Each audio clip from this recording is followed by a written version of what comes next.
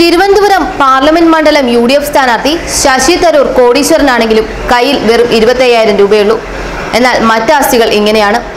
കൈവശമുള്ള പണം 25,000 രൂപ, ബാങ്ക് നിക്ഷേപം 5,88,93,996 രൂപ, മറ്റു നിക്ഷേപങ്ങൾ 15,32,66,871 രൂപ, വാഹനങ്ങൾ മാരുതി സിയാസ്, അതും 2016 മോഡൽ 6 ലക്ഷം രൂപ മതിപ്പുവില, ഫിയറ്റ് ലിനിയ 2009 മോഡൽ 75,000 രൂപ മതിപ്പ്, സ്വർണം 1,142 ഗ്രാം, ഇതിന്റെ മതിപ്പുവില 38,01,718 രൂപ.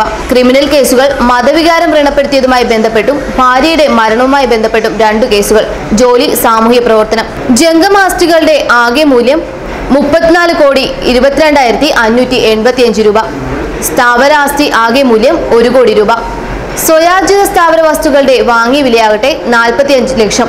സ്വയാർജിത ആസ്തിയുടെ ഏകദേശ നടപ്പ് കമ്പോള വില 95 ലക്ഷം രൂപ.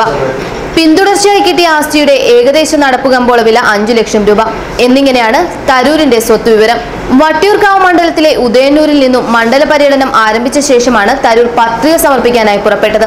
രാവിലെ 11:45 ശാസ്തമംഗലത്തെ UDF കേന്ദ്ര തിരഞ്ഞെടുപ്പ് കമ്മിറ്റി ഓഫീസിലെത്തിയ അദ്ദേഹം കേന്ദ്ര തിരഞ്ഞെടുപ്പ് committee chairman Thampanoor Ravi, VS Sivakumar MLA എന്നിവരുമായി ആശയവിനിമയം നടത്തി. തുടർന്ന് നേതാക്കൾക്കും പ്രവർത്തകർക്കുമൊപ്പം 12:30 വരണാധികാരിയായ ജില്ലാ കളക്ടറുടെ ഓഫീസിലെത്തി പത്രിക സമർപ്പിച്ചു. 3 സെറ്റ് പത്രികയാണ് തരൂർ സമർപ്പിച്ചത്.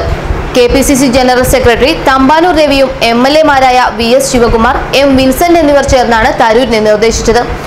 മണ്ഡലത്തിലെ മത്സ്യത്തൊഴിലാളികളാണ് ശശി തരൂരിന് തിരഞ്ഞെടുപ്പിൽ കെട്ടിവയ്ക്കാനുള്ള തുക നൽകിയത്.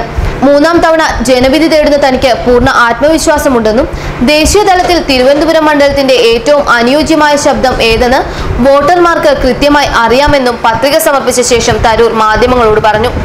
കർഷക ആത്മഹത്യയും വർഗീയതയും ഇല്ലാതാക്കാനും കോൺഗ്രസിന്റെ നേതൃത്വത്തിൽ ഒരു സർക്കാർ കേന്ദ്രത്തിൽ അധികാരത്തിൽ വരേണ്ടത് അനിവാര്യമാണെന്നും തരൂർ പറയുന്നു. ന്യൂസ് ഡെസ്ക് മലയാളി വാർത്ത.